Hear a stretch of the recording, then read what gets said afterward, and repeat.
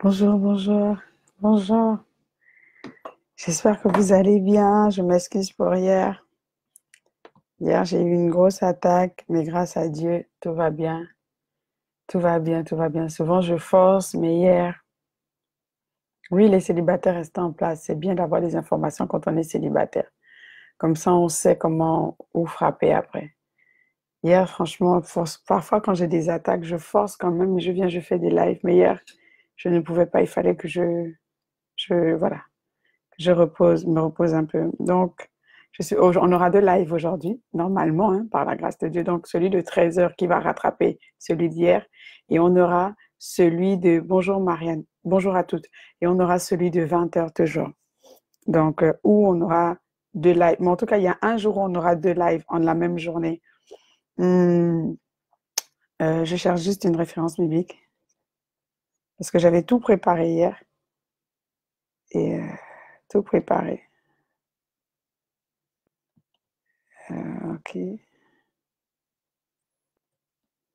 Je cherche juste une référence biblique parce que c'est bien de vous donner les personnes que j'envoie. Tes enseignements sont conquis. Je te dis vraiment merci pour tout. Rendons gloire à Dieu. Vous savez, je vais vous dire une vérité, hein. Faut pas penser. Moi, je suis juste qu'un instrument. Je suis quelqu'un de disposé. Je crois que ma seule grâce, c'est que j'ai développé des aptitudes. Euh, je suis dans mon don, en fait. Je crois que j'ai le don de l'enseignement et que je comprends facilement la parole, j'interprète facilement la parole de Dieu, mais je ne suis pas différente de vous. Il ne faut pas croire, je ne suis pas différente de vous. C'est pourquoi rendons grâce à Dieu, rendons gloire à Dieu, parce que c'est Dieu qui rajoute à nos vies. Dieu rajoute à ma vie, Dieu rajoute aussi à ta vie. Ça ne peut pas, je vous assure. Rendons grâce à Dieu. Bonjour Séverin, bonjour Jennifer, bonjour à tous. Rendons vraiment grâce à Dieu. Aujourd'hui, on est sur le deuxième jour. Je ne sais pas si on ira jusqu'à lundi pour faire le dernier jour, comme ça c'est équilibré et ça fera un live par jour. On va parler de l'homme quittera son père et sa mère. C'est très important parce que là, oui, bon, là, je cherche juste voilà. L'homme quittera son père et sa mère et s'attachera à une femme. C'est Adam qui l'a dit. Adam a dit, c'est pourquoi l'homme quittera son père et sa mère et s'attachera à sa femme et ils deviendront une seule chair. Ce qui me choque, en fait, ou qui m'interpelle dans ce verset, c'est Genèse 2, 24, c'est que Adam n'avait pas de mère. Adam n'avait pas de mère dans le jardin d'Éden. Adam avait son père, mais là on parle bien, il mentionne bien, l'homme quittera son père et sa mère et s'attachera à une, à sa femme, même pas à une, à sa femme. Mais Adam, comment il peut parler il peut dire, prédire cela alors qu'il n'avait pas de mère? D'où son importance. On se rend compte que c'est vraiment très important et que cette étape est beaucoup négligée. C'est, elle est beaucoup négligée par les hommes, elle est beaucoup minimisée par les hommes, mais ça a tout un rôle à jouer. On va lire, je cherche ça c'est Genèse 2, verset 24. Maintenant, je cherche un verset très important, c'est Abraham. Dieu dit à Abraham, sors de ton pays, de ta patrie.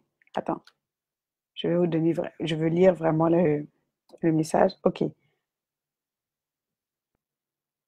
L'Éternel dit à Abraham, va-t'en de ton pays, de ta patrie et de la maison de ton père, dans le pays que je te montrerai. Pourquoi l'Éternel dit à Abraham, sors de la maison de ton père? Et il dit que quand il va sortir, il montrera à Abraham une destination. Il dit bien, dans le pays que je te montrerai. Qu'est-ce que Dieu est en train de nous faire comprendre dans l'histoire d'Abraham? Aussi longtemps qu'un homme ne sort pas de la maison de son papa et de sa maman, il aura du mal à aller à la conquête. Il aura du mal à avoir sa propre bénédiction.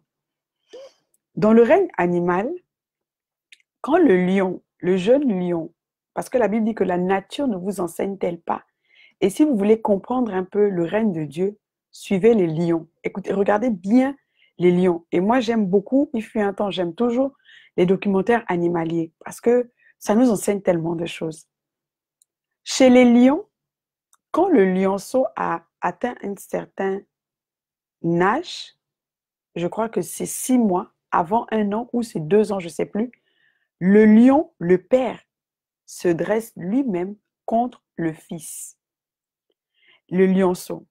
Et en se dressant, il lui demande de partir, de quitter le troupeau. Et que lui-même, en faisant ça, le père dit, tu es devenu un homme. Tu ne peux plus être sous ma couverture. Tu me dois certes le respect, mais tu ne peux plus être sous ma couverture. Tu ne peux plus être sous mon autorité. Toi-même, tu es devenu une autorité. Donc, le lion mâle, l'adulte, le mâle dominant, il combat le lionceau. Et le lionceau, en fait, il le chasse. Et le lionceau s'en va.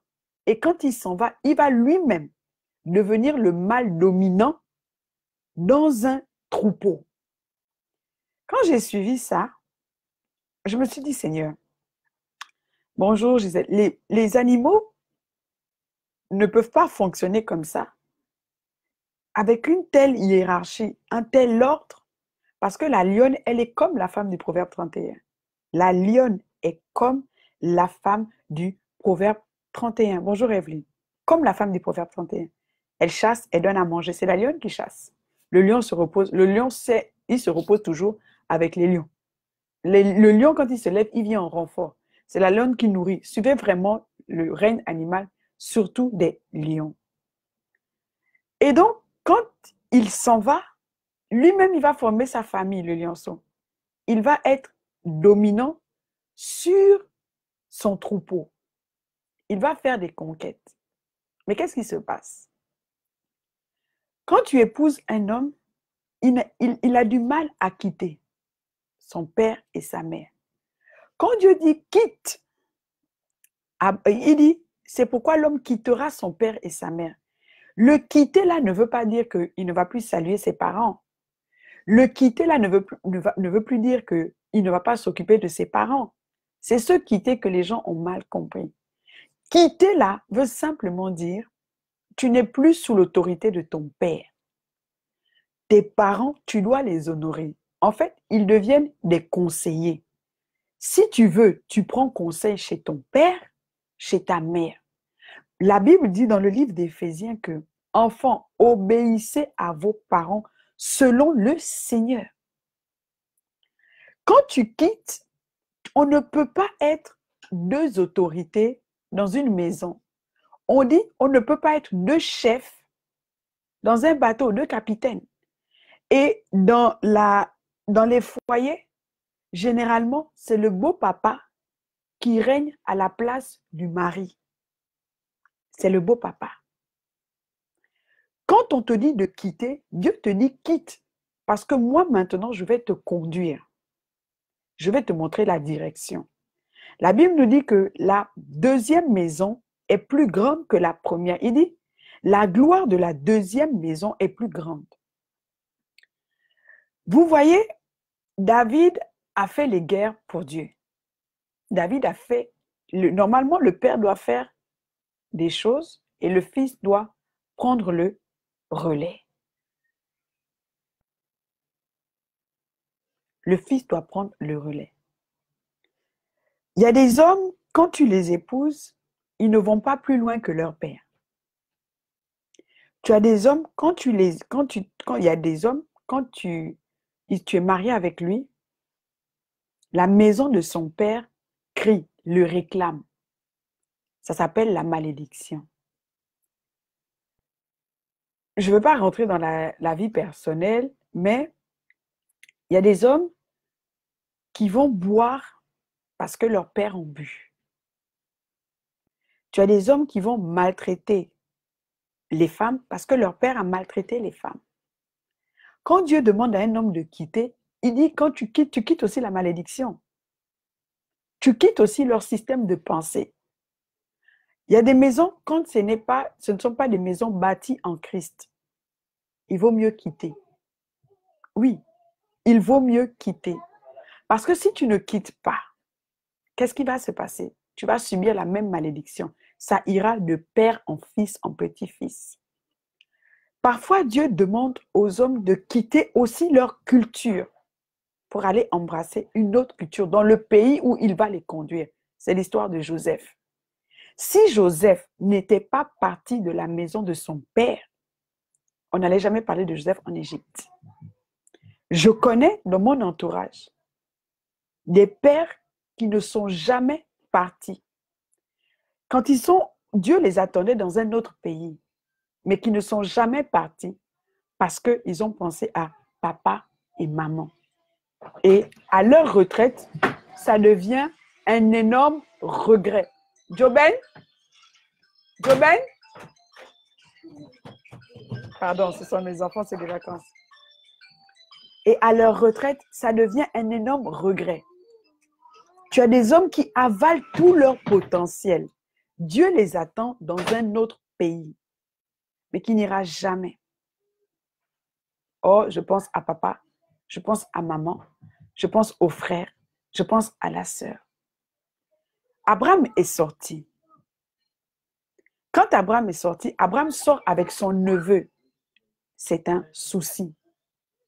C'est un souci. Lot. Un homme qui est toujours sous la coupe, l'autorité de son père est un enfant. Et je vais le dire, ça ne plaît pas, c'est tabou, mais c'est la vérité. C'est toute l'éducation africaine. L'éducation africaine, le père ne passe pas le relais de l'autorité à son fils. Il reste autorité jusqu'au bout. Et parfois, il y a des gens qui divorcent, qui se séparent. Ce n'est pas l'homme qui a décidé, mais c'est le père et la mère. Ce sont les frères et les sœurs. Mais Dieu ne dit pas ça. Dieu dit que quand tu as trouvé ta femme, quand tu as atteint la maturité, toi-même tu es un chef. Mais les papas, les familles africaines, on dit tu vas régner quand ton père va mourir. Mais selon Dieu, ce n'est pas ça. Selon le règne animal, ce n'est pas ça. Tu es censé quitter pour aller vers le pays que Dieu te montre. Tu as des hommes aujourd'hui qui sont sous la malédiction, simplement parce qu'ils n'ont pas quitté. Tu as le problème, pourquoi, par exemple, en Europe, ils ont leurs choses en Europe. Je vous avais déjà dit qu'ils ont leurs choses. Mais en Europe, quand vous regardez, ils ont le fonctionnement, ils ont les lois de Dieu. Quand vous regardez les familles, ils vivent leur potentiel pleinement, mais il manque juste de Dieu, la présence de Dieu, l'adoration à Dieu. Mais eux, ils ont compris. Tu as un homme qui est allé en mariage. Quand il arrive en mariage, son papa l'influence toujours. Dieu dit, c'est pas possible. Sa maman a toujours un mot à dire. Dieu dit, c'est pas possible. Quand Dieu demande à un homme de quitter pour s'attacher à une femme, parce que même parfois dans le mariage, quand on se marie et que nous sommes de deux cultures différentes, Dieu nous demande de laisser la coutume du mari, de laisser la coutume de l'homme, de la femme, et de prendre la coutume de Dieu. C'est ce que Dieu nous demande. Il n'y a pas de ta coutume est plus. Non, Dieu nous dit, il dit sors de ta patrie. Patrie, là, c'est la coutume. Sors de ton pays. Il parle. Sors de ta culture. Et quand tu vas sortir, Dieu va t'orienter. Dieu va orienter ton mari. Un tout père qui se respecte est censé laisser ses enfants sortir. Quand Dieu dit sors, il fera l'héritage. Mais beaucoup d'enfants ne sortent pas à cause de l'héritage. Je ne connais pas dans la Bible quelqu'un que Dieu a appelé, quelqu'un que Dieu a conduit, qui n'est pas devenu prospère. Je ne connais pas. Dans les mariages d'aujourd'hui, quand papa dit ne fais pas, l'époux qui est censé être le chef avale son autorité. C'est l'autorité de papa qui agit. Il y a les coutumes qui sont, par exemple, moi, de la coutume de mon père, selon la coutume de mon père, moi, je ne suis rien. Je suis l'enfant du sable. Je ne compte pas. Pourquoi je ne compte pas? Parce que dans la coutume de mon père, l'enfant de la sœur de mon père est l'enfant de mon père. Et moi, je suis censée être l'enfant, comme je suis née d'une femme, je suis l'enfant du frère de ma mère. Là, eux, ils sont sûrs. Les coutumes sont tellement injustes. Les coutumes créent les malédictions. Oui, parce que mon père, grâce à Dieu, il ne l'a pas fait.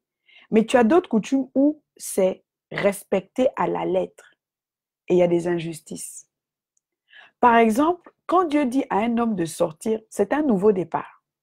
De ne plus être rattaché, c'est un nouveau départ. Je connais des familles où, quand tu regardes le père, c'est pourquoi moi je vous dis, avant de vous marier, allez-y dans la belle famille. Allez-y dans la belle famille. Posez des questions. Vous allez savoir ce à quoi vous allez avoir affaire. Le mariage, ce n'est pas pour les bébés. C'est une enquête d'abord de moralité. Aucun homme ne s'est marié dans la Bible sans qu'il n'ait allé voir la famille de qui il allait épouser. Abraham a envoyé son serviteur. Ils ont rencontré Rebecca. Ensuite, il est allé voir et parler de la famille d'Abraham. Je suis de la famille de la lignée 2. Mon maître m'a envoyé. Dieu n'est pas bête. Quand tu vois que ton beau-père n'a rien fait dans la vie, aucune réalisation, sache que dans la vie de ton mari, tu devras te lever contre l'esprit de l'imitation. Quand tu vois que tu es rentré dans une famille, ils n'ont rien, sache que ça le poursuit ton mari. Dieu dit que celui qui sort, quand il sort, il n'y aura plus tout ça. Ça s'arrête. Dieu va montrer un autre pays. Mais dans la famille africaine, on aime la cour commune. Je dis famille africaine, même européenne, parce que hier, il y a une sœur qui m'a envoyé un message et qui m'a dit, Armel, ce que tu dis, est-ce que ça a aussi un rapport avec nous, les couples mixtes? Je vais vous dire, Dieu n'est ni blanc, Dieu n'est ni noir. Les blancs aussi ont leurs choses. Dieu n'est ni blanc, Dieu n'est ni noir. Ni blanc, ni noir. Dieu a créé les blancs, les noirs aussi. Donc, il n'y a pas de discrimination. Si tu veux voir le règne de Dieu dans ton mariage, tu es obligé d'appliquer les lois de Dieu.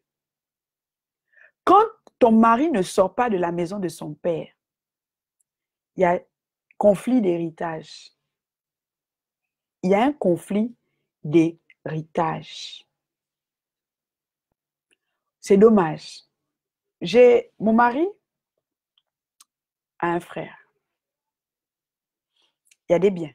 J'ai dit à mon mari, donne tous les biens à ton frère.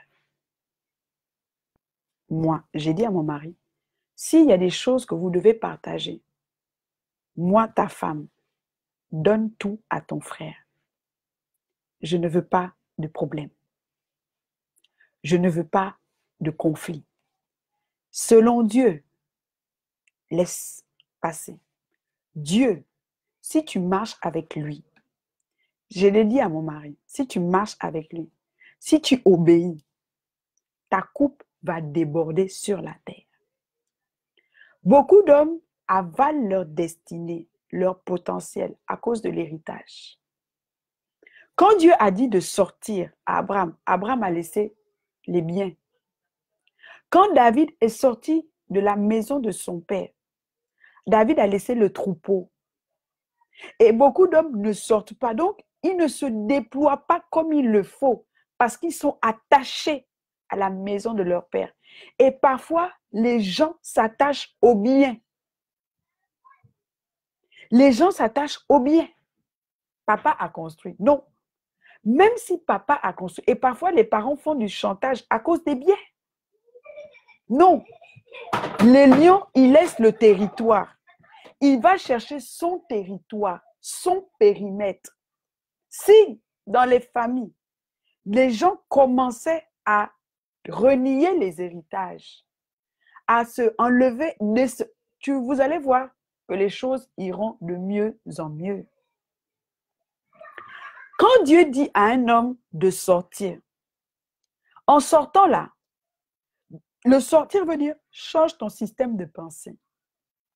Même quand ton père a été un excellent entrepreneur, la Bible dit que la gloire de la deuxième maison sera plus grande. Donc, c'est un autre système de pensée. Joseph n'a pas régné comme David. Salomon n'a pas régné comme David. Il y a toujours un plus. Parce que parfois, ton mari vit des choses. C'est la maison de son père qui crie. Ça l'appelle. Ça dit, tu es de nôtre. Tu ne peux pas partir. Pourquoi tu veux partir? Adam n'avait pas de mère. Les mamans sont des grandes manipulatrices quand elles ne sont pas sages en Christ. Grandes manipulatrices. Oh yo, mon fils, oh. Non, Dieu n'a pas de sentiments, Dieu n'a pas d'émotions. Les enfants que nous portons ne nous appartiennent pas, ils appartiennent à Dieu. La Bible dit, c'est une bénédiction. Et même je ferai aussi ce live là un jour, quand une mère a la crainte de Dieu, elle ne va pas élever son enfant de façon à le garder. La Bible dit que Dieu propulse les enfants comme des flèches. Ça veut dire qu'à partir d'un certain âge, Dieu vient récupérer son projet que toi tu as appelé enfant. Et Dieu l'emmène au large parce que c'est le projet de Dieu d'abord. Mais les mamans, non. Les hommes sont des aigles. Les lions sont censés faire pousser leurs crinières et aller à la conquête des territoires. Mais quand ils sont attachés à la maison de leur père et de leur mère, ça ne se passe pas comme ça. Vous devez prier pour que votre mari sorte de la maison de son père et de sa mère. Et vous demandez qu'il sorte, il n'ait plus le même système de pensée, qu'il n'ait plus les mêmes actions, qu'émotionnellement, qu'il ne soit plus rattaché à la maison de son père et de sa mère.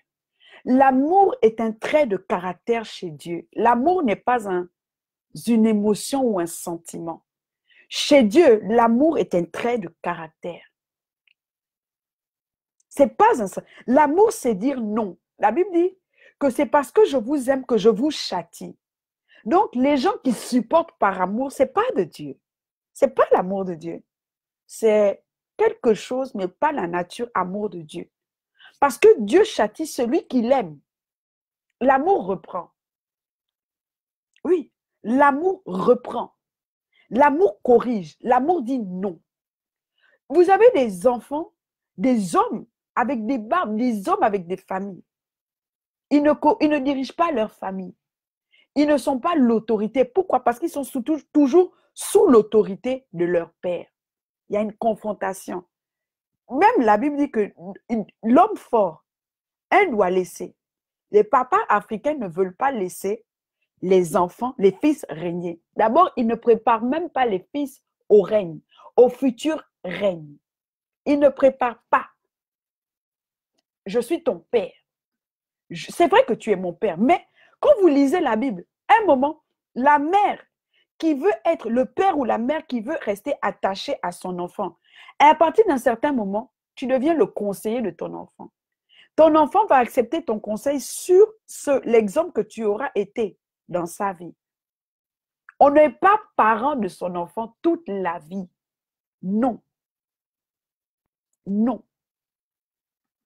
On est enfant un moment. Ensuite, Dieu dit honore. Est-ce qu'un enfant de 4 ans peut honorer ses parents? Non. Seul un adulte reconnaissant. Mais en Afrique, non, à un moment donné, si tu veux rester à côté de tes enfants, tu vas conduire. La Bible lui montre la voie à ton enfant. Parce que quand il sera grand, il ne va pas s'en détourner. C'est un temps. Il dit bien, montre la voie à ton enfant pour que quand il sera grand, il ne s'en détourne pas. Quand ton enfant devient grand, tu n'es plus censé lui montrer la voie. Mais dans les familles africaines, ce n'est pas ça. C'est l'oncle qui décide. Et le diable utilise toute cette coutume, culture, pour contrôler les femmes, pour contrôler les hommes. Oui. À un moment, moi je connais parce que je parle avec beaucoup de femmes, grâce à Dieu. Je suis là et puis tu entends, quand on était étudiant, tout allait bien. Quand on s'est marié, il devient bizarre. Il me méprise. Il commence à me dire, moi c'est l'homme. Oui, Dieu dit à l'homme, dirige ta femme avec amour, comme Christ nous dirige avec amour. Même quand Dieu nous corrige, c'est avec amour. Il y a un projet pour nous.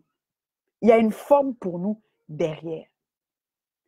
Si ton mari ne quitte pas la maison de son père et de sa mère, il n'ira jamais au-delà. On dit que le mouton broute là où il est attaché. Même son système de pensée, il n'ira jamais au-delà. Tu dois prier. Prier. Si le lion mâle chasse son lionceau, c'est pour que lui-même, il aille à la conquête de son territoire. Il n'y a pas cohabitation entre deux chefs. Tu dois prier pour dire, Seigneur, tu as dit dans ta parole, Adam l'a dit dans ta parole. Même dans le Nouveau Testament, c'est écrit, c'est pourquoi l'homme quittera son père et sa mère et s'attachera à moi. Mon mari doit quitter la maison de son père et de sa mère. Mon mari doit quitter l'héritage spirituel de la maison de son père et de sa mère. Mon mari doit quitter les malédictions de la maison de son père et de sa mère. Mon mari doit quitter le système de pensée de la maison de son père et de sa mère.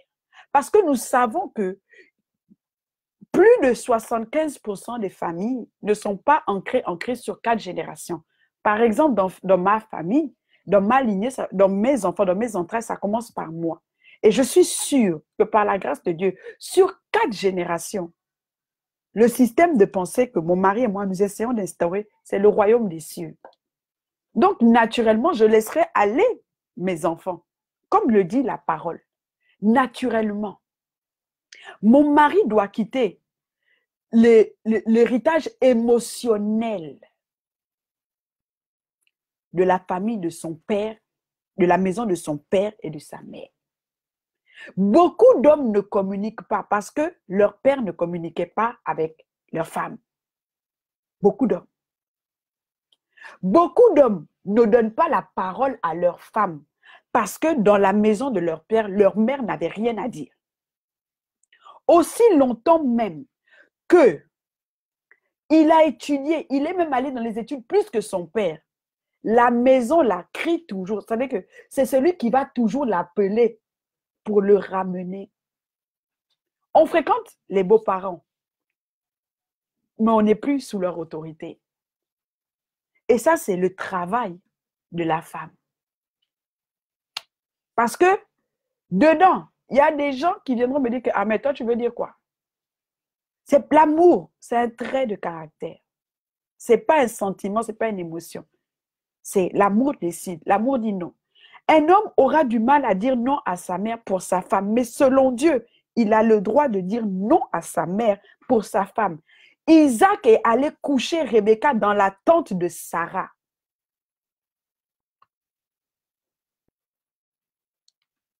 Il aurait pu aller coucher ailleurs, dans la tente de Sarah.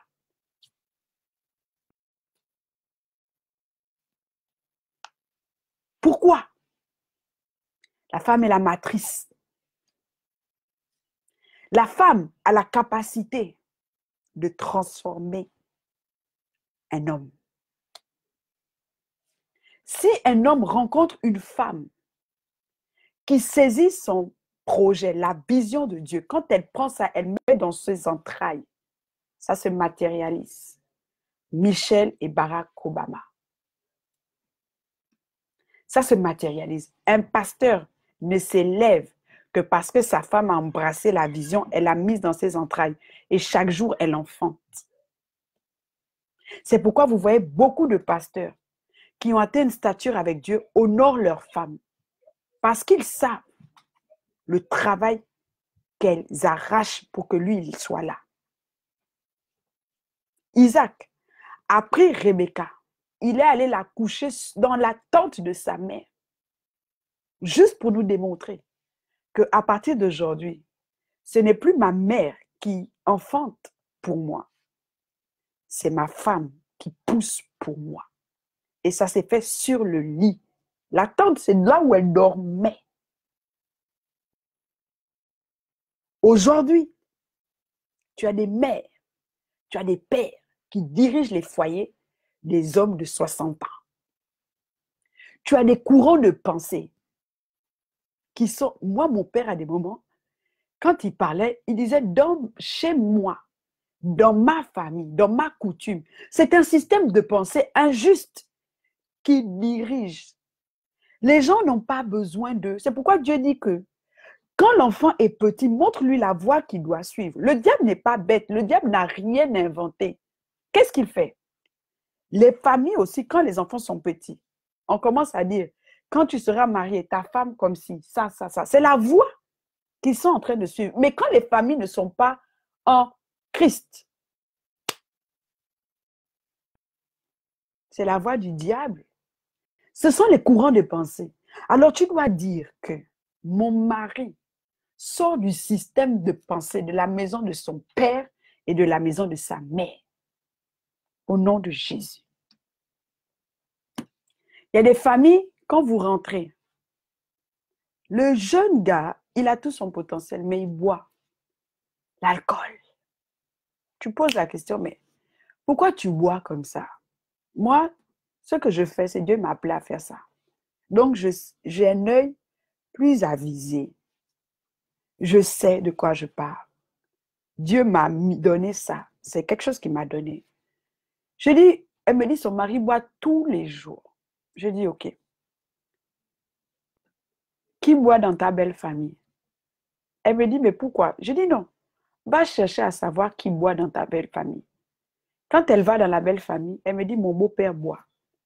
Je dis, est-ce que un de tes bel-oncles boit? Le frère de ton beau, il boit. Je dis, OK. Maintenant, pose-toi la question. Qui boit? Demande à ton mari, est-ce que son grand-père buvait? 100% vient me dire, Armel, il boit. Je dis, tu vois, c'est 4 générations. Le père de ton père, son arrière-grand-père, le beau-père,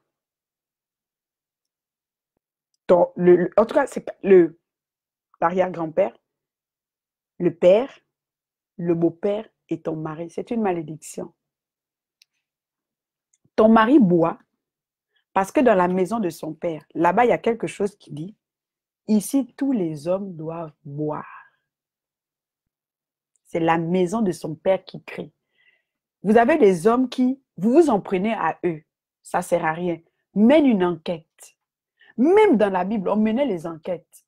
Dieu envoyait Josué. Même Dieu menait les enquêtes. Il dit, va voir. Il y a toujours va. Il ne pense à rien. Regarde son père.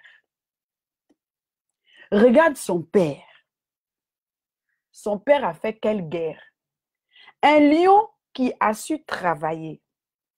Un lion qui a son troupeau. Il va chasser le lionceau à l'âge adulte. Il va dire, va chercher pour toi. Moi, j'ai pu. Mon père nous donnait de l'argent, mais il disait, c'est pas, même quand l'argent est là, non. Mais même quand tu le dépenses, même si je te le donne, souviens-toi que ce n'est pas ton argent. C'est mon argent.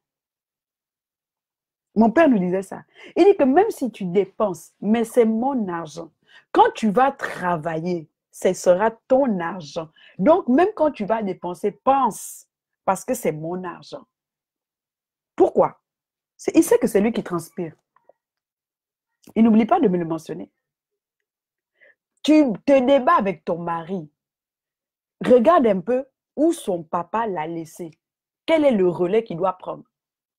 Aujourd'hui, vous trouvez parfois, il y a même en Afrique, les enfants des ministres, les enfants des présidents, les enfants de la haute classe. Ils ne s'en sortent jamais. Parce que le père dit, j'ai déjà travaillé pour vous. Mais c'est faux, c'est une malédiction. C'est comme ça, il manipule pour que l'enfant reste là, pour que l'enfant ne s'en aille pas. Et l'enfant, il reste attaché au bien du papa. Il ne se déploie pas. Dans le règne animal, les lions, ce n'est pas comme ça. Ce n'est pas comme ça. Aussi longtemps que ton mari ne quittera pas, il ne pourra pas défendre vos intérêts. Aujourd'hui, vous avez des hommes, ils ont des femmes. Ils travaillent. La femme est obligée de travailler 3 fois plus pour nourrir la maison. Pourquoi? Parce que les hommes s'occupent de la belle famille, de leur famille. Ils doivent. C'est faux. Selon Dieu, c'est faux. Lisez la parole. Selon Dieu, c'est faux. Un enfant honore, un enfant couvre, mais pas au détriment de sa famille. Pas au détriment de sa famille. Pas au détriment de sa famille. Abraham n'a eu la vision. Abraham n'a eu que tout ce qu'il a eu que quand il est sorti de sa maison. La maison de son père et de sa mère. Dieu a dit, quitte la maison de ton père. Si vous avez des hommes, même leur papa est mort, posez la question, excuse-moi, ton papa était comment? Pose la question. Gentiment, parle-moi un peu de ton père. Tu vas entendre que, oh oui, mon père, tu sais, lui, il négligeait ma mère, il dormait toujours dehors, mon père ceci, mon père cela. Tu peux me croire. Même s'il dit qu'il t'aime, cette malédiction-là, cette injustice va venir battre dans votre maison tôt ou tard. Tôt ou tard. Toute femme doit revendiquer ce droit de quitter. Toute femme doit revendiquer ce droit de quitter. Si tu veux que Dieu montre à ton mari la direction, il doit sortir. Il n'y a pas cohabitation. Ton mari doit quitter le système de pensée. Ton mari doit quitter la manière de parler. Ton mari doit quitter même leur façon de manger. Il doit quitter. Vous savez, regardez l'histoire de Joseph. Regardez juste l'histoire de Joseph. Est-ce que vous savez que Joseph a épousé une Égyptienne? Est-ce que vous savez ça? Vous avez même des gens qui vont avorter leur destinée, qui n'épouseront jamais les femmes que Dieu a préparées pour eux, juste parce que dans sa famille, on a dit que tu ne peux pas épouser ce genre de femme. Joseph a épousé une Égyptienne. Joseph a embrassé la culture des Égyptiens. Joseph s'habillait comme un Égyptien. Mais regardez comment il a vidé en fait. Il a fait sortir tout ce que Dieu avait en lui. Tout ce que Dieu avait mis en lui, tout est sorti. Tout.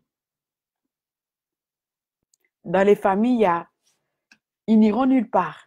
Il y a quelqu'un qui a dit là-bas, ils ne vont aller nulle part. Ça poursuit ton mari. Il y a quelqu'un qui a dit là-bas, personne ne prospère ici. Ça poursuit ton mari. Ça poursuit ton mari. Dans les coutumes, quand on se marie à la coutume, par exemple, dans mon ethnie, enfin, dans l'ethnie dans laquelle je suis sortie, parce que je suis véritablement sortie, parce que nous aussi, les femmes, nous sortons. Je suis véritablement sortie. Quand mon mari vient me doter à la coutume, qu'est-ce qui se passe? Le lendemain, mon mari, on est censé d'abord, quand j'accepte la dot, parce que j'accepte aussi la dot, on me fait asseoir sur les pieds de l'oncle de mon mari, pas sur mon mari, mais sur les pieds de l'oncle de mon mari. Et quand on dit oui, on est mariés, on me prend moi et mon mari, on nous emmène chez une femme ou chez un oncle de la famille de mon mari et on dit vous êtes responsable d'eux. Le lendemain, quand on fait le mariage, on va déposer la femme, on ne dépose pas la femme chez le mari, on dépose la femme chez un oncle. Moi, quand j'étais petite, je trouvais que c'était joli, que c'était la coutume. Mais selon Dieu, c'est un grand blasphème. Ça veut dire que mon mari n'est pas responsable. Mon mari n'est pas notre autorité. Alors, quand mon mari et moi, on a commencé à dire qu'on va aller faire la dot, on a dit à nos parents que nous, on ne voulait pas ça. Les parents ont dit, vous n'allez pas venir changer la coutume. Mais on a dit à nos parents, nous, on a donné nos vies. Nous avons donné nos vies à Christ. Et les parents vont te dire, oui, vous avez donné votre vie à Christ, mais vous ne pouvez pas venir changer la coutume. Ça se fait comme ça. Nous, on a dit, non, ça ne se fera pas comme ça. Non, ça ne se fera pas comme ça. Parce que, selon Dieu, ça ne se fait pas comme ça. Mon mari est le chef. Quand mon mari vient voir son père et ça, pour dire je vais me marier, il montre à son père qu'il est devenu un homme. Mais l'homme là a besoin de son autorité. Et donc, le papa l'accompagne pour démontrer que c'est un homme. Et mon mari et moi, on a dit d'accord. Vous nous avez donné l'accord, alléluia, amen. Mais nous n'allons pas vous marier, nous n'allons pas nous marier à la coutume tant que vous n'acceptez pas que nous avons choisi les lois de Dieu. Ça jazz, ça fait, c'est tout. Mon mari, en tant qu'autorité sur sa fille, il a dit que ma fille, on ne la dotera pas. Je donnerai mon accord et ma bénédiction. Mais j'abolis la dot. Est-ce que vous voyez en fait la puissance d'un homme? Il a dit, moi, sur ma fille, j'ai aboli la dot. J'ai dit, d'accord, ça ne me dérange pas, tu es le chef, tu as décidé. Ça veut dire que sur toute une lignée, mon mari vient briser une coutume. Si on ne dote pas ma fille, on ne dotera pas les filles de mon fils. Il donnera son accord et il dira sa bénédiction.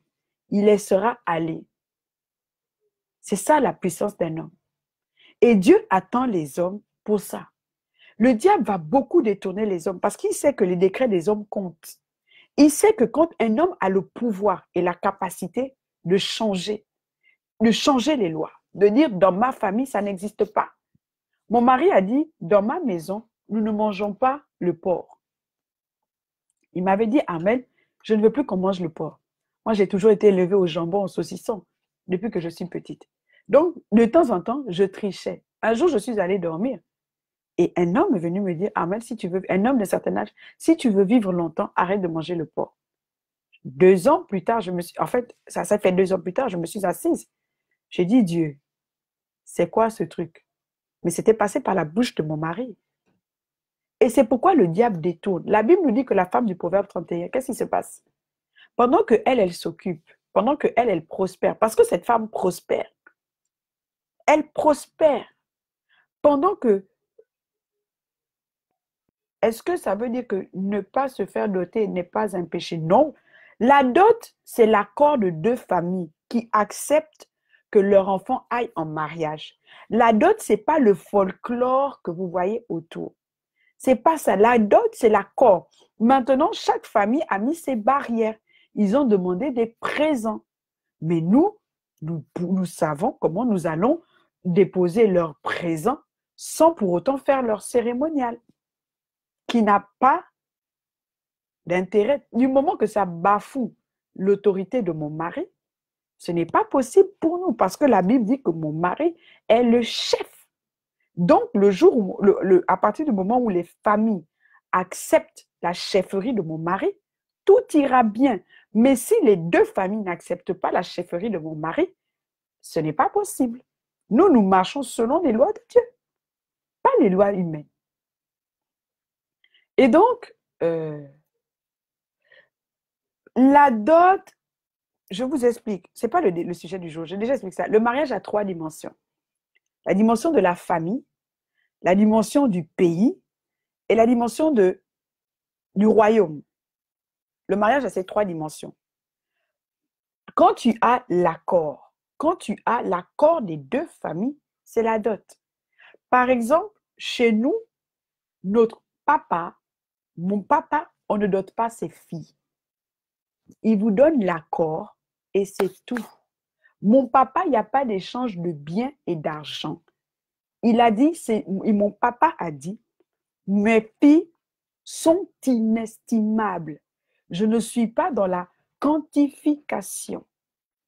Je ne suis pas dedans. Mon papa l'a dit. Il a dit, mes filles sont inestimables. Donc, je ne veux pas de ça. C'est lui le chef. Il s'est dressé contre la coutume de la famille. On dote mes cousines. On apporte les... Mais mon papa a dit, mes filles sont inestimables. Je vous ai donné mon accord et ma bénédiction. Ça s'arrête là. Maintenant, nous pouvons faire la fête. On va faire la fête. Parce que le mariage aussi, c'est normalement, selon Dieu, le mariage, c'est l'union de deux familles, de deux puissances. Dans la Bible, on se mariait quand on voulait étendre son territoire. Si mon papa j'étais sous son autorité, il a dit non, c'est inestimable, il n'y a pas d'argent. Ça m'arrange. C'est inestimable, c'est comme ça, lui, il voit ça. Ça nous a arrangé. Maintenant, nous faisons notre fête, nous sommes mariés. Je suis partie au mariage comme ça. Parce que mon papa a réfléchi, il a dit non, ça, je ne veux pas. Et c'est ça le rôle des hommes, abolir. Abolir. Quand tu deviens un homme, tu es libre de dire que chez moi, on mange une fois par jour. Mais si tu ne deviens pas un homme, tu ne peux pas le dire. Donc, revenons à notre sujet. Mais c'est le pasteur Mohamed Sanogo avait aussi enseigné ça. Comment Dieu peut permettre aux gens de ne pas se marier, de ne pas faire la dot maintenant, mais de faire la mairie maintenant. C'est le Saint-Esprit qui nous conduit. Moi, c'est le Saint-Esprit qui a touché le cœur de mon père et qui a dit, moi, ne dote pas mes enfants. Donc, du coup, j'ai été abolie de tout ça. Je ne me sens pas... non. Le jour, mon mari et moi, nous avons dit, comme nous, on vit en Europe, le jour où on ira en Afrique, on va faire une fête et on va réunir les familles et on va faire la fête pour dire, voilà, c'est ma femme, c'est mon mari, pour unir les familles, pour que quand les familles marchent dans la rue, qu'on dise, ah, on s'est unis, nous avons l'alliance du mariage. Mais mon papa a dit, niet. Et mon papa est très, très dur avec ça. Parce que mon papa a aboli beaucoup, beaucoup, beaucoup, beaucoup de choses que pour lui, à son âme et conscience, n'avaient pas lieu d'être. Donc, il a tellement aboli plein de petits trucs. Et moi, je dis Alléluia, Amen, parce que ça m'arrange. Par exemple, mon mari, il a aboli la dot entre son fils, entre sa fille, entre son beau-fils et lui. Il a dit, pas de dot. Ma fille, c'est, je donne mon accord et ma bénédiction. Mais on va faire une fête, parce que moi, je suis la mère, j'aime les fêtes, on va faire la fête, wolo wolo, mais il n'y aura pas d'argent. Ils peuvent faire des cadeaux. Moi, d'abord, je ferai des cadeaux à ma belle famille, à la famille de ma fille, la belle famille de ma fille. Je ferai des cadeaux. Je ferai des cadeaux.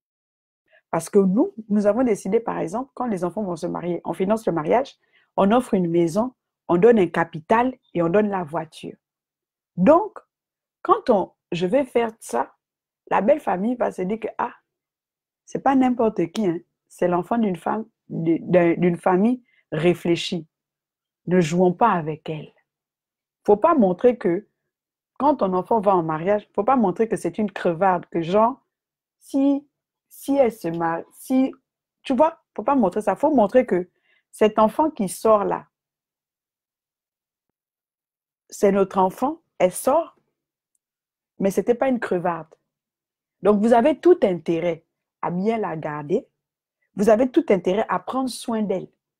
Et nous vous démontrons, c'est ça, c'est ça. C'est ce que Dieu attend de nous. C'est ce que Dieu attend de nous. Donc, voilà. Donc, les hommes doivent régner. Il faut dire que ton mari quitte. la maison de son père et de sa mère, et quand tu demandes de quitter, qu'il s'attache à toi afin de former une seule chair. Dans la formation de la seule chair, tu sais, il sera difficile de former une seule chair si ton mari n'abandonne pas sa culture, si toi, tu n'abandonnes pas ta culture. Oui, et que vous choisissez la culture qui vous arrange. Dans la plupart des mariages, il y a trop de disputes. Moi, je viens de là-bas. Par exemple, chez moi, on fait comme ça. Chez moi, on fait comme ça. Par exemple, je vous prends, mon mari est fin. Moi, je suis mienne. Dans ma culture, l'enfant porte le nom de son père. Il n'y a pas d'ajout. Dans la culture africaine encore, voici ce qui se passe, c'est que l'enfant peut avoir le nom de son homonyme. Personnellement, moi, j'ai eu un homonyme. Mais cet homonyme ne s'entendait pas avec mon père. Alors, mon père a banni l'homonyme. Il a dit, je ne veux plus histoire d'homonyme. Quand vous regardez mon acte de naissance, vous voyez, c'est le nom de mon père et c'est mon prénom. Pour tout le monde, c'est comme ça. Le seul qui a mon frère, le premier fils de mon garçon, de mon père, le premier garçon de mon père, c'est mon frère. Lui, il a le même nom, les deux noms de mon père et les prénoms. Quand je me suis mariée avec mon mari, dans son acte de naissance, il a le nom de son père et le nom de son homonyme. Quand je me suis mariée avec mon mari, j'ai dit à mon mari, moi, ça ne m'arrangeait pas. Je trouve bizarre que tu t'appelles Ondo tel et que l'enfant s'appelle Ondo mais un autre nom. Ça ne m'arrange pas. Et j'ai dit à mon mari, je souhaiterais que nos enfants portent le nom tel qu'il est écrit dans ton acte de naissance. Et mon enfant mais tous nos enfants portent le nom tel que c'est écrit dans l'acte de naissance. Mais dans la coutume de mon mari, ce n'est pas normal. Ça fait un grand désordre. Mais d'entrée de jeu, ma famille, nous avons choisi ce qui nous arrange. Et parfois même, j'ai des amis fins qui disent, mais c'est pas normal. Pourquoi ton fils porte? Je dis parce que c'est le fils de son père. L'oncle, je ne le connais pas. Le pauvre, il est né ici en France, même s'il était né au Gabon. Il ne connaît pas. Pourquoi il va porter le nom d'un oncle que je ne connais pas? Je ne connais même pas l'histoire. Pourquoi? Pourquoi il va porter le nom d'une vieille femme ou... Non, chacun a son histoire. Parce que le nom qu'on colle, le nom aussi a son bagage spirituel. Je dis non, mes enfants portent le nom de leur père. Et que le nom de leur père, c'est une lignée qui commence avec Christ. Les lois du royaume. Donc, ce que je te dis là, c'est vraiment très important. Ce n'est pas négligeable. Tu connais ta belle famille. On connaît tous sa belle famille. Tu sais ce que tu dois abolir. Regarde, parfois, tu regardes les deux frères, le système de pensée. Comment le frère évolue, comment le père a évolué. Tu sais ce que tu vois et qui est anormal. Tu commences à abolir. Qui ne pense plus, qui ne réfléchissent plus, qui n'agissent plus, qui ne se comportent plus comme ça. Seigneur, mon mari doit sortir et il doit s'attacher à moi. Ce sont les cultures. La Bible dit que c'est un mystère quand une femme et un homme forment une seule chair. C'est un mystère. Quand une femme et un homme forment une seule chair, ça devient un mystère. Et que c'est Dieu, la troisième corde, c'est le Saint-Esprit qui les entre. C'est un mystère. Et beaucoup de gens ratent ce mystère-là. Prie pour que ton homme sorte, qu'il devienne nouveau, que lui, il ait ses grâces de réussite, que lui, il ait sa vision différente. Je connais encore un couple où l'homme a catégoriquement dit à sa femme, on va construire 2 maisons parce que mon père a construit 2 maisons et que ça nous va. C'est une limitation. C'est une limitation. Je connais encore une autre sœur qui m'a dit que chez eux, c'est la polygamie. Donc, le fils voulait se marier en polygamie parce que dans leur famille, c'est la polygamie. Vous voyez le désordre que c'est. L'enfant n'ira jamais plus loin que son père tant qu'il est avec lui. Joseph ne devait jamais aller au-delà, puisque son père était même le premier à dire quoi? Tu vas nous dominer, À dire quoi? Tu seras au-dessus de nous. Regardez l'histoire de David. Pour le père de David, David était un berger. Mais pour Dieu, David était un roi. C'est ça toute l'histoire. J'arrive. Quand un homme sort, quand il sort,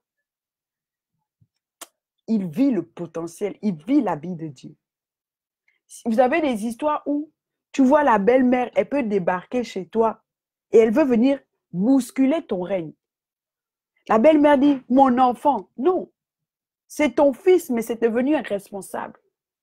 Je m'attends à ça. J'aime mes enfants, j'ai porté mes enfants. Moi, je dis toujours aux gens, moi, je n'ai pas acheté mes enfants. Si, parce que moi, j'ai porté mes enfants 9 mois.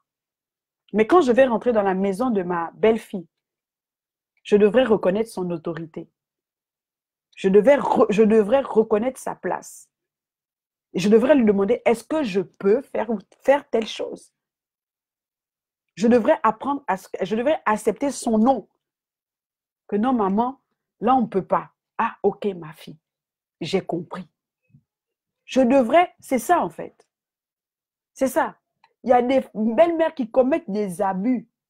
Quand tu vois ta belle-mère, elle commet des abus, c'est que ton mari n'est jamais sorti de sa maison. Il n'est jamais sorti de sa maison. Oui, ce sont mes enfants que j'ai portés. Non, c'est pas ça. Tu ne peux pas porter des enfants si Dieu ne te permet pas de porter des enfants. Un enfant est un projet de Dieu. Tous les abus là, tu vois ta belle famille, elle rentre, tout ça.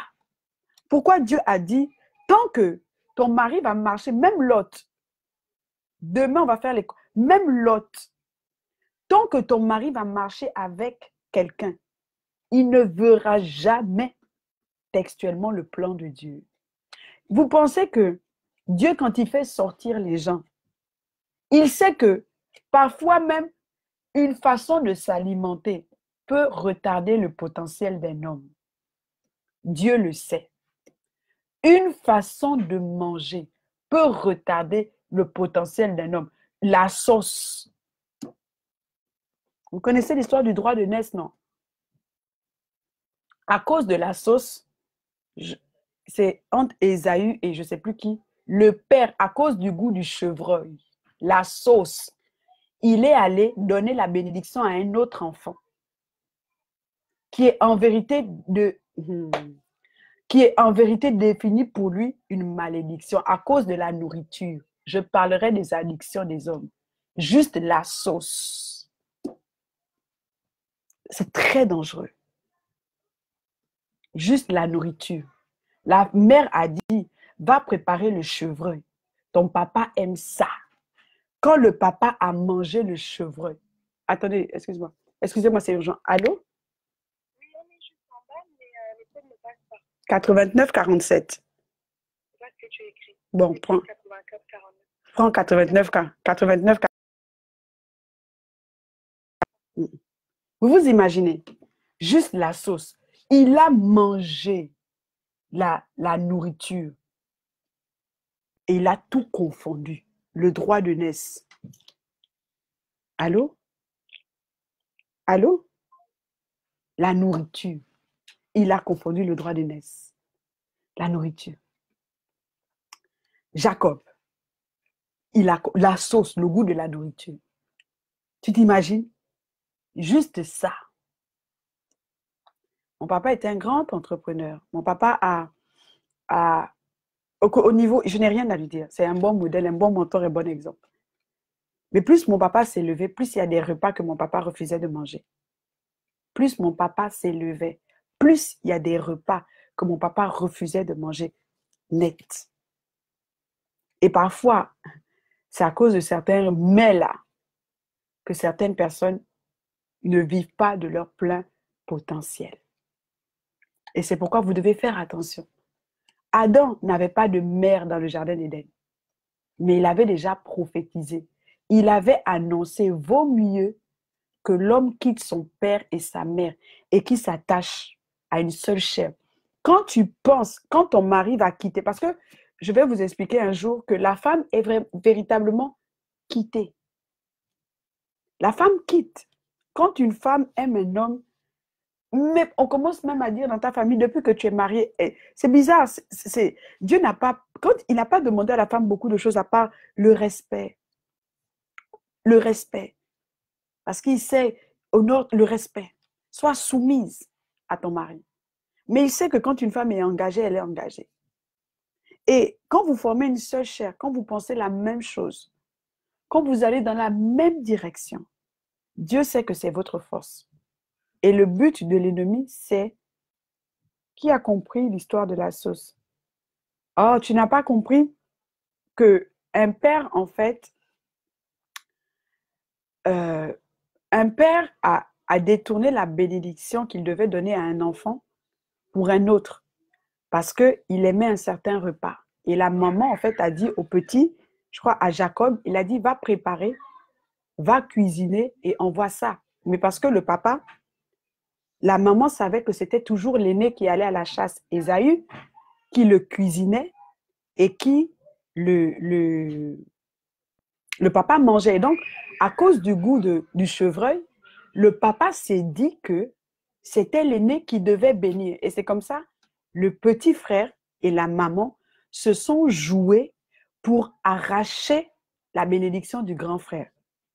Mais quoi qu'on dise, l'histoire de Jacob, Jacob a perdu 7 ans, Jacob a eu plein de problèmes par la suite.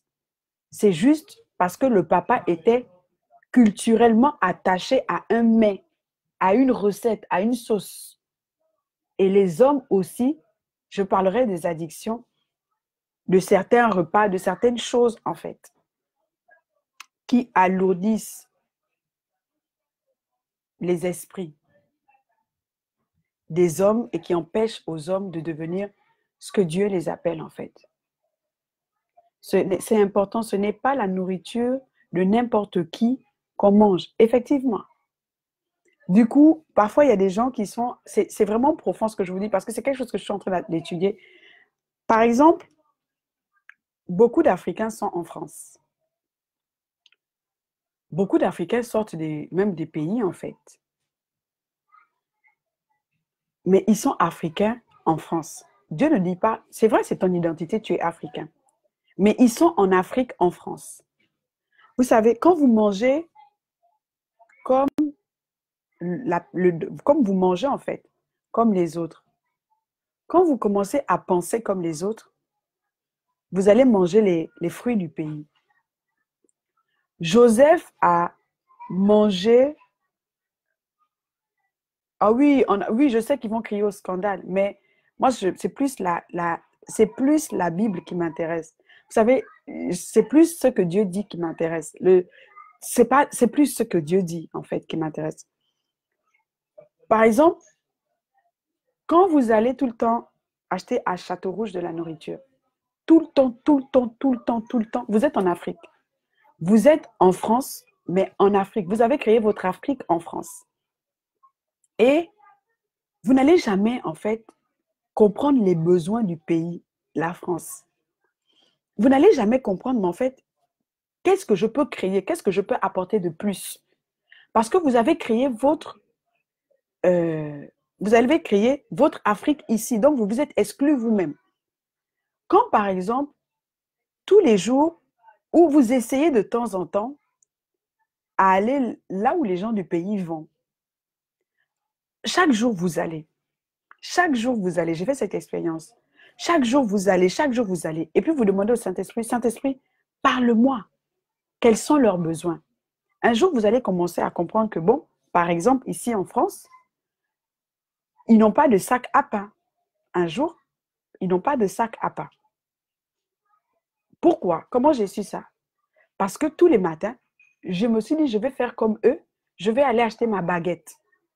Tous les matins, c'est vrai qu'en Afrique, on achète la baguette, mais nous avons un sac à pain. Et je me suis dit, bon, et si on faisait des sacs à pain avec du plastique, donc quelle que soit l'intempérie, parce que parfois quand il pleut, si tu allais acheter ta baguette, ça se mouille. C'est parce que j'ai fait comme eux que j'ai su connaître leurs besoins. J'ai su apporter mon plus. C'est parce que j'ai fait comme eux. Par exemple, vous n'allez jamais voir une Africaine qui devient productrice de fromage. Mais pourtant, en France, Si tu ne vends pas les choses qu'ils aiment, le Chikwang va te rendre prospère, mais pour une certaine communauté. Si aujourd'hui tu dis, bon, moi je deviens vendeuse de fromage, mais comment tu sauras que le fromage a une grande importance? Parce que tu auras fréquenté leur milieu, parce que tu auras en fait vu l'importance qu'ils donnent au fromage. Regardez les secteurs d'activité qui ne chôment pas. Oui, les belles sœurs, j'aime beaucoup, je vais parler de ça. Regardez les secteurs d'activité qui ne chôment pas en France. Si vous voulez réussir en France, vous devez mener leur vie. En fait, vous devez comprendre leur rythme de vie. Aujourd'hui, on vous dit que les sandwichs, par exemple, en France, sont les plus consommés. Mais quand tu regardes ma communauté, elle veut forcément, elle ne s'adapte pas. Joseph mangeait comme un Égyptien. Ça a rassuré les Égyptiens. Ça a rassuré les Égyptiens. Joseph s'habillait comme les Égyptiens. Ça a montré, tous les Français ne s'habillent pas mal, s'il vous plaît. Ça a montré une certaine appartenance. La Bible parle du lait, du fruit du pays, du lait et du miel. Regardez Abraham, la bénédiction d'Abraham. Il dit, va dans le pays que je te montrerai. Je t'emmènerai dans un pays où coule le lait et le miel.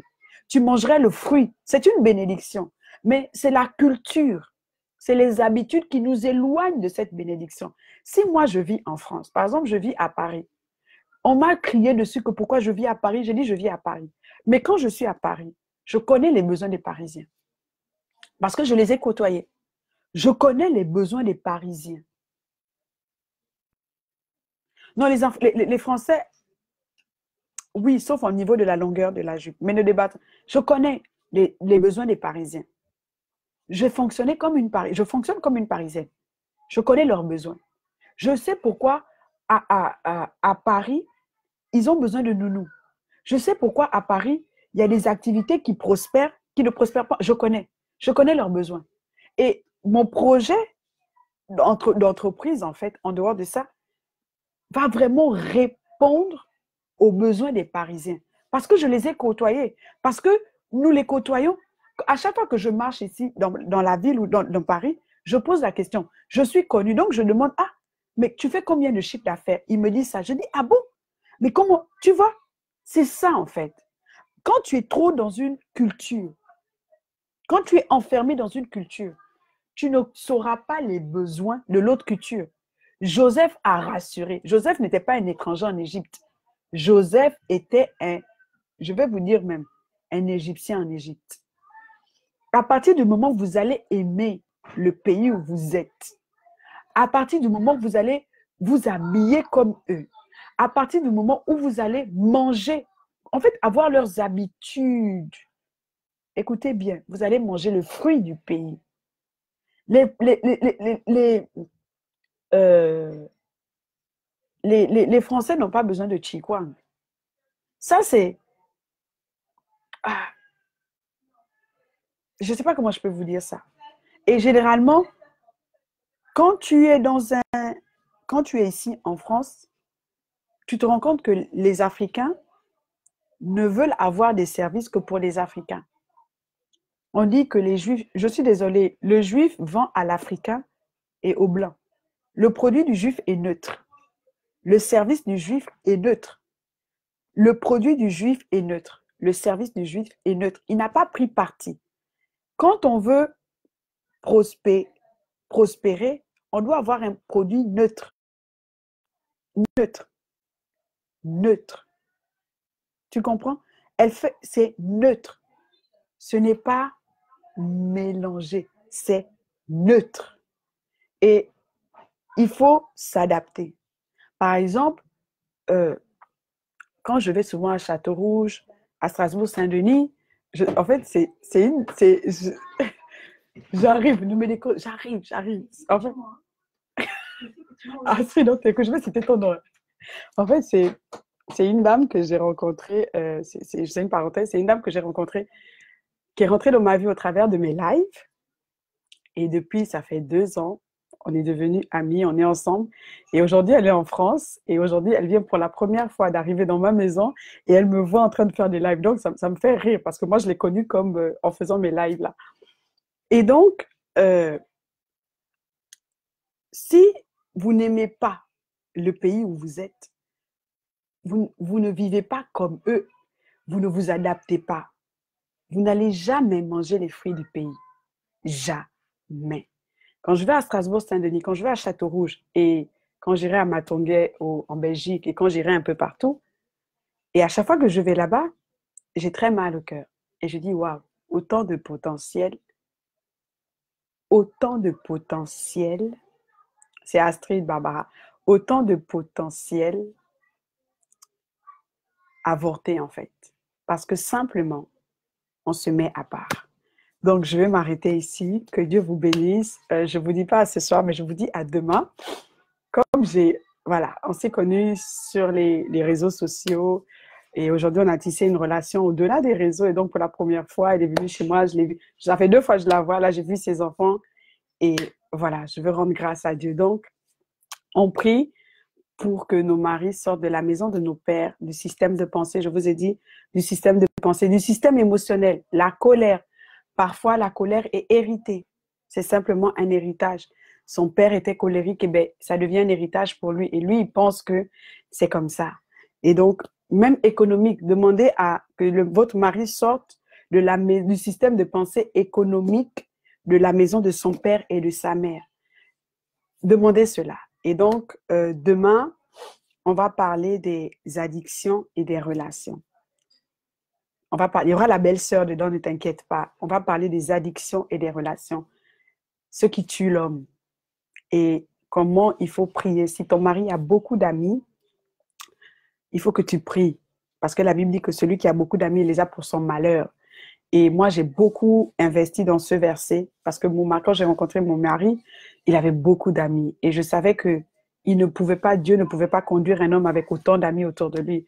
Et j'ai commencé à prier, j'ai revendiqué cette parole, j'ai demandé à Dieu de libérer mon mari de toutes les personnes qui n'étaient pas censées marcher avec lui dans sa destinée et ils se sont éloignés seuls. Et que je vais te démontrer combien de fois les amis, les personnes que tu tolères autour de ton mari sont de très mauvais conseillers. Et vous savez, le président choisit sa garde. Le président choisit ses conseillers. Parce que tu peux me croire, les gens qui ne veulent pas de ton bien ou les gens qui perturbent parfois ton mari, ce sera à 20h demain. Les gens qui perturbent votre maison, c'est parfois l'entourage. Et ils se servent d'un moment de faiblesse pour accuser ton mari ou pour distiller des mauvaises paroles contre toi. Et ça détruit beaucoup de familles, ça détruit beaucoup d'hommes. Donc, du coup, que Dieu vous bénisse. Je vous dis à demain. Je vous dis à demain, 20h, par la grâce de Dieu, je serai là et on va évoluer toute cette semaine. Que Dieu vous bénisse encore et encore. Je vous fais de gros bisous. Intercédez pour vos maris dans la paix.